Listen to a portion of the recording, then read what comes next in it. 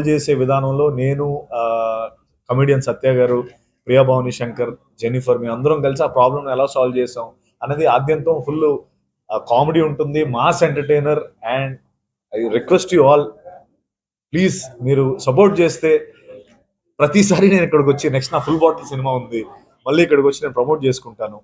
మీ ప్రేమ ఈ సినిమా పైన చూపించాలని కోరుకుంటున్నాను. And thank you very much మళ్ళీ ఇక్కడికి వచ్చినందుకు. మళ్ళీ కలుసుకుందాం, ఖచ్చితంగా కలుసుకుంటాం నమ్మకం అయితే నాకుంది. Thank you very much. Jennifer వచ్చి తను ఒక బ్రెజిలియన్, మన ఇండియన్ కాదు తను. సో తను తెలుగులో మాట్లాడలేదు కానీ ఇంగ్లీష్లో మాట్లాడుతుంది. సార్ ప్రియా భవాని శంకర్ ఒక హీరోయిన్, తిను నా ఆపోజిట్ క్యారెక్టర్ అనమాట. సో తను ఒక హీరోయిన్ కింద చేసింది. సో ఇంకా అమృత అయ్యంగర్ అని ఇంకొక కన్నడ యాక్ట్రెస్ ఉన్నారు. ప్రియా భవాని శంకర్ తమిళియన్, సో తిను బ్రెజిలియన్. సో బేసికలీ ఇది ఒక పాన్ ఇండియా కాదు, పాన్ వరల్డ్ ఫిల్మ్ అని మేము అనుకుంటాం. సో తను మీరు ఏమైనా ప్రశ్నలు ఏమైనా ఉంటే అడగండి. అంటే ఇందాక భద్రం అంటే నాకు కూడా కరెక్టే కదా అనిపించింది. అంటే ఎక్స్పీరియన్స్ అంటే అదేనండి, ప్రతినాయకుడి పాత్ర ఎప్పుడు కూడా ప్రతినాయకుడి పాత్ర చేయగలిగితే అందులో మనం కంప్లీట్గా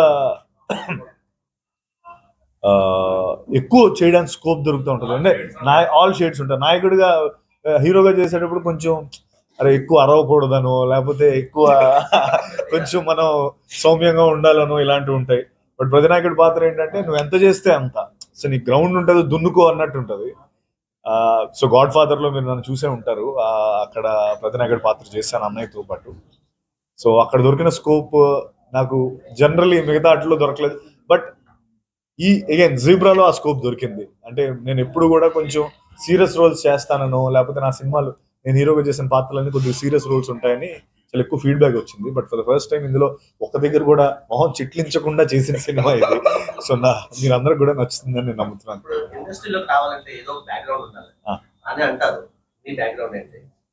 మీరే నా బ్యాక్గ్రౌండ్ ఆనెస్ట్ గా చెప్తున్నాను. అంటే నాకు నిజంగా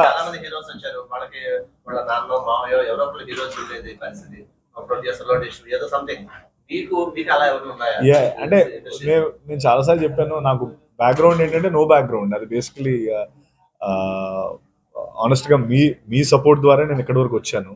సో దాన్నే బ్యాక్గ్రౌండ్ కింద ఫీల్ అవుతాను. అంటే ఉండాలనేది నా పాయింట్ కాదు, కంపల్సరీ ఉండాలన్నది ఏమి అంటే అలా అనుకుంటే అన్నయ్య వచ్చి ఉండేవారు కాదు, అలా అనుకుంటే చాలా మంది హీరోలు వచ్చి ఉండేవారు కాదు. ఐ థింక్ మన టాలెంటే దానికి పెట్టుబడి అని నేను నమ్ముతాను. అంతే, మనం ఎంత నమ్మితే అంత ముందరకు వెళ్ళగలం. అది బ్యాక్గ్రౌండ్ ఉండాలి అని నమ్మడం మొదలు పెడితే ఎక్కడో ఆగిపోతాం. ఎప్పుడు రాలేదండి. అంటే బాధపడిన పరిస్థితి వచ్చిందండి. కృంగదీసే విషయాలు చాలా జరుగుంటాయి. బట్ అది ఎలా అంటే అండి, నేను ఎలాంటి మనిషిని అంటే, ఇప్పుడు మనందరం చూసే ఉంటాం, ఒక భూమిలో గొయ్యి తవ్వుతా ఉంటాడు బంగారం దొరుకుతుందని. దవ్వుతా ఉంటే ఒక 100 అడుగులు లోపలికి వెళ్ళిన తర్వాత అందరూ 100 అడుగులు దవ్వేసుదా బయటికి రా, ఇంకా దొరకదు అంటే అక్కడ నిరుసపడిపోయి, అంటే యాక్చువల్లీ ఇంకొక అడుగు దూరంలోనే ఆ బంగారం ఉండుంటుంది. మనం కరెక్ట్గా 100 అడుగులు దవ్వి బయటకు వచ్చేస్తాం. నేనేంటంటే ఆ బంగారం కదా, అది వాటర్ వచ్చేంత వరకు దవ్వే మనిషిని. సో నాకు జనరల్ గా నేను కృంగ తీసినా కూడా నేను జనరల్ ముందుకు వెళ్తానే ఉంటాను. ఫుల్ బాటిల్ ఫిల్మ్ వస్తుంది నెక్స్ట్. ఫుల్ బాటిల్ కంప్లీట్ కాకినాడలో చేసాం. ఆల్మోస్ట్ 25 రోజులు చేసాం కాకినాడ.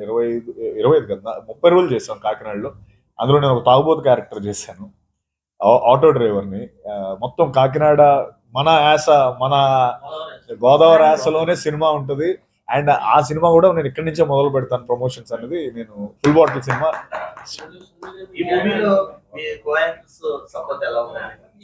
అయ్యో డెఫినెట్ గా చాలా మంచి సపోర్ట్. ధనంజయ నా చాలా మంచి ఫ్రెండ్, నాకు బ్రదర్ లాంటివాడు. తను కన్నడలో హీరో. తను ఈ సినిమాకి రావడం చాలా బలం చేకూర్చింది. అండ్ అలాగే సత్యరాజ్ గారు తమిళ్లో చాలా పెద్ద పేరు, మన కట్టప్ప గారు బాహుబలి ద్వారా. సో ఆయన కూడా మంచి సపోర్ట్. అంటే అందరూ ఈ సినిమా ఆడాలని ఈశ్వర్ కార్తిక్ మా డైరెక్టర్, నిజంగా తనకు నేను రుణపడి ఉంటాను ఈ సినిమా నాకు ఇచ్చిన.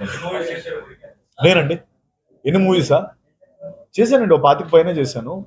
హీరోగా చేసిన ఒక 7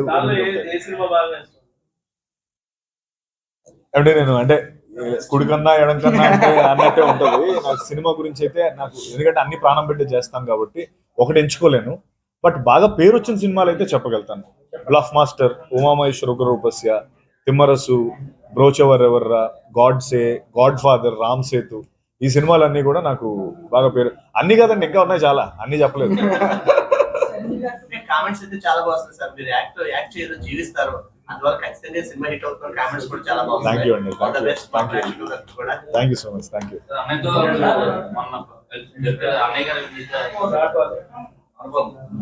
చిరంజీవి గారు మీ జిల్లాలో అన్నయ్య గారు చాలా బాగా అభివృద్ధి అయింది, అంటే అన్ని దిక్కుల్లో ఉంటది కానీ ఇక్కడ ఎక్కువ. అయ్యో అంటే అన్నయ్య గురించి నేను ఎంత చెప్పినా తక్కువేనండి. ఆనెస్ట్ గా ఆయన ఇచ్చిన సపోర్ట్ కానీ, ఈ సినిమాకి నేను మన ప్రీ రిలీజ్ లో అన్నట్టు ఆయన సినిమాకి రావడం మా సినిమా సక్సెస్ అని మేము నమ్మాం. అంటే వస్తే చాలు, సినిమా రిలీజ్ అయిన తర్వాత జనరల్ గా సక్సెస్ అవుతుంది, కానీ ఆయన రావడమే మాకు కొండంత బలాన్ని ఇచ్చింది.